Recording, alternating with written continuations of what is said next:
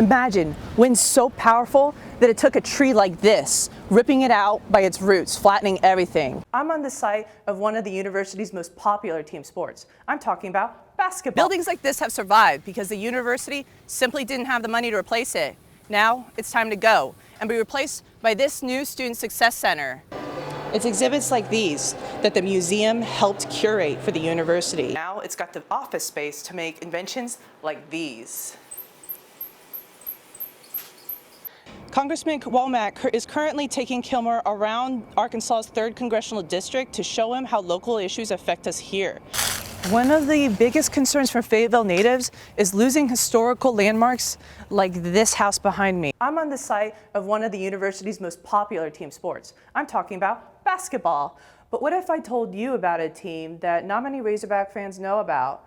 I'm talking about something that is actually doing better than some of our more traditional sports programs. And this one doesn't take place on the court or the field, but on the ice. At the University of Arkansas, Razorback football is king. But with the football team down on their luck, many fans don't realize they've got a team of champions hitting the ice. The Razorback hockey team crushing their competition with a record of 17-1. As far as our team's concerned, stacking up against other teams, I mean, we get to the rink before they are. We're in full suits. They're not. We're dominating because of that professional attitude. These students get up early in the morning to be at the Jones Center in Springdale by 6 for practice. Balancing hockey with their studies, their goalkeeper, Bobby Ray, also participates in ROTC. Team captain Alex Keyser, a major in engineering. I tell a lot of my teachers, because we have to get professor forms signed for, to let them know we're going out of town and stuff, and they're always like, oh, I didn't know we had a hockey team, and I'm like, yeah. While their success isn't well known on campus, Keyser says they do get some attention from fans all over Arkansas and Oklahoma. Usually pack up the whole stands. And, there's people down low, up top.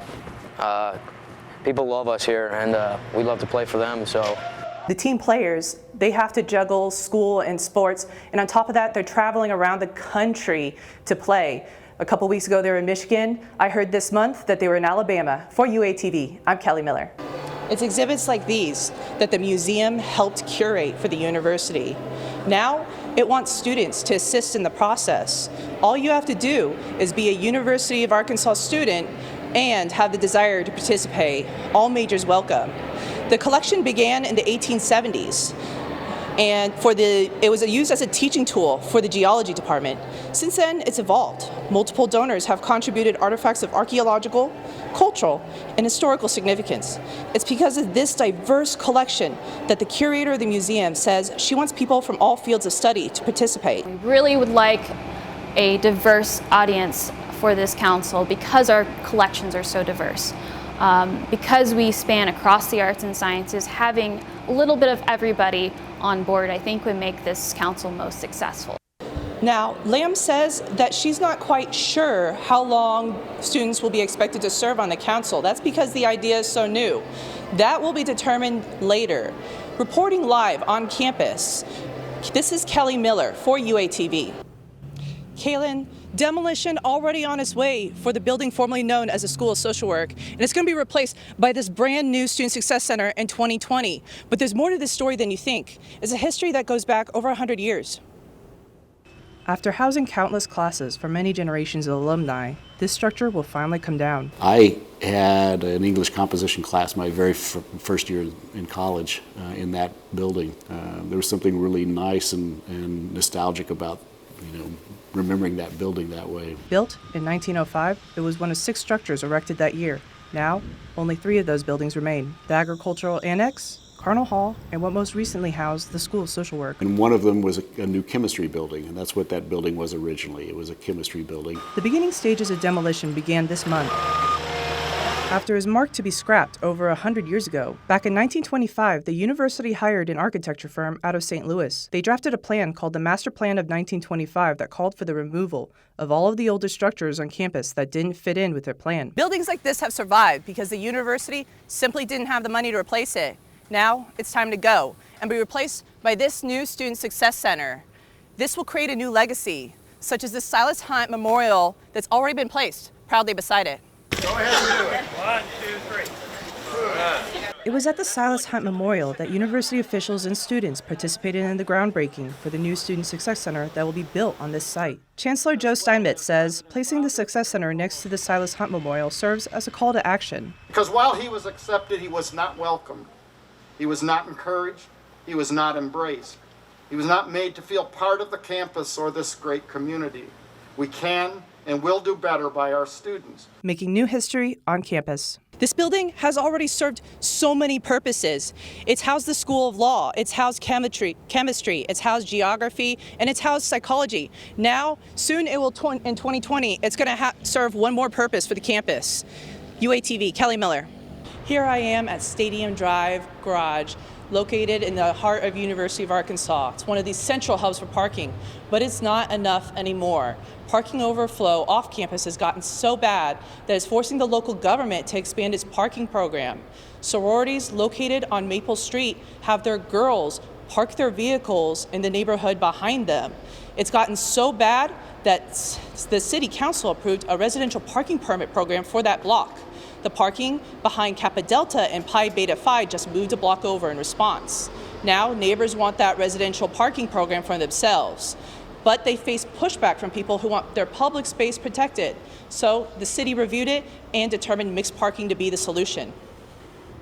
So this proposal would create a whole new neighborhood parking district. They wouldn't be part of the Dixon Street parking program. They'd have their own set of regulations that would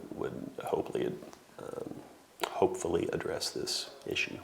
I contacted the sororities as well as University of Arkansas Parking and Transit and asked them what they were going to do about it. They didn't respond, but I did speak to Fayetteville Parking Management, and they told me that the university is cooperating and is working on a solution to find alternative parking spots for the sororities. For UATV, I'm Kelly Miller. Imagine winds so powerful that it took a tree like this, ripping it out by its roots, flattening everything. That's what happened in one Rogers neighborhood. Neighbors say they woke up and weren't quite sure how to handle it. But one local nonprofit stepped up to help. People living in this neighborhood woke up to an unpleasant surprise the morning of October 7th. Walked out in the backyard, and this tree was across his yard and this yard and my yard next door. Many of the residents struggled to clean up, some of them seniors. I had an overwhelming amount of trees to haul off. And I got out and tried some. Then one local nonprofit came riding to the rescue. The Sheepdog Impact Assistance Group. It's an organization dedicated to assisting communities coping with natural disasters. And their base, located in Rogers, Arkansas. The organization's mission isn't just to help out with disasters like these, it's also to help out its own members. People who are former veterans and first responders who've chosen, for whatever reason, to transition to civilian life. And sometimes, it can be a bit rocky. Too many times that leads to suicide, and I believe that's why our suicide rates are so high for our veterans and first responders, because they don't have these outlets to really help, you know. Sheepdog volunteers travel the globe, assisting people in need, and with an emergency disaster declaration in Benton County, They have cleaned up my whole yard, including my neighbor's yard, and hauled it all to the street. So I can't sing their praises any too high. They've just been great. according to emergency officials, a natural disaster declaration is still in effect in the area. But the organization says they're going to hang around to help out for as long as it takes. For UATV, I'm Kelly Miller. Here I am on Dixon Street. It's not Silicon Valley, but what if I told you that there's a community of young entrepreneurs growing here on this block? More Technologies is an educational robotics company. We make 3D printed robots that teach kids about coding, 3D printing, engineering, all that fun stuff. It was born in a small apartment on campus during the spring of 2018. Its founders, all U of A students, still in school.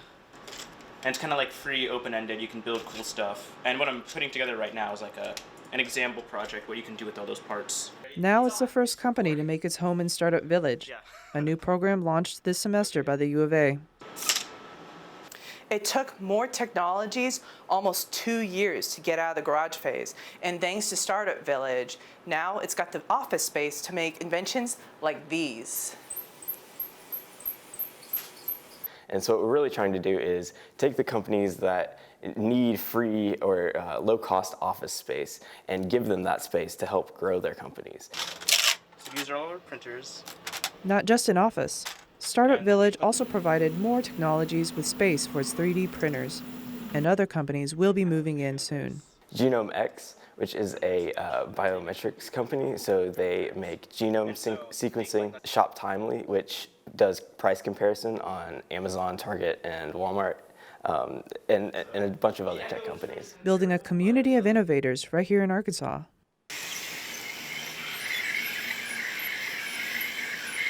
The location of Startup Village is also very close to places like Startup Junkie or resources like the Arkansas Small Business and Technology Center. For UATV, I'm Kelly Miller. That's right, Kaylin. It's the last wooded acreage left in Fayetteville, and it sits right at the edge of campus.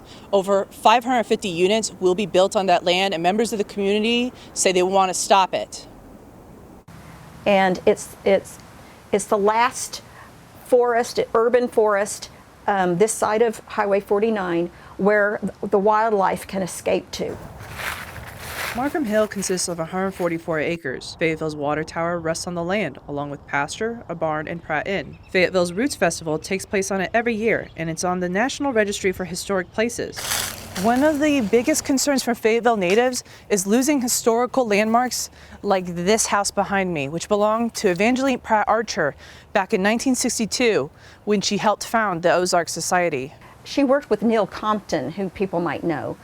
Neil Compton was the president of the Ozark Society, and Evangeline was the secretary. So she's most well known for helping to save the Buffalo River. A spokesman for the Specialized Real Estate Group disagrees, saying that Evangeline's home would be preserved in the development. That's along with the 44 acres being set aside for conservation. However, members of the community won't buy it, saying that land can't be built on anyway. Well, I would really challenge that assumption because I think if anyone has lived in Fayetteville for very long, they can see that half the city is built on the sides of hills. Yeah, me too. Sarah King from the Specialized Real Estate Group explained to me that the company needs to build its units somewhere. Northwest Arkansas is listed by multiple media companies as a desirable place to live, and the population is growing. According to greeninfrastructure.esri.com, this is what NWA will look like by 2050. All that red cover is urban development. However, Sarah does say the real estate group is listening. It's already put aside 44 acres, and she says that amount may grow to half of the total acreage. All that I can really say to people who have criticized this is that, this is a project that I believe in, and I think that time will show that we have been really good stewards of this place. Now, Lisa Orton, she lives in the neighborhood. She tells me she's found an interested philanthropist who's interested in purchasing the land. Now, all she has to do is get the developers to agree to sell. She founded a Facebook group called Friends of Markham Hill. You can find it for more information. It also has a petition on change.org. Live in Fayetteville, I'm Kelly Miller.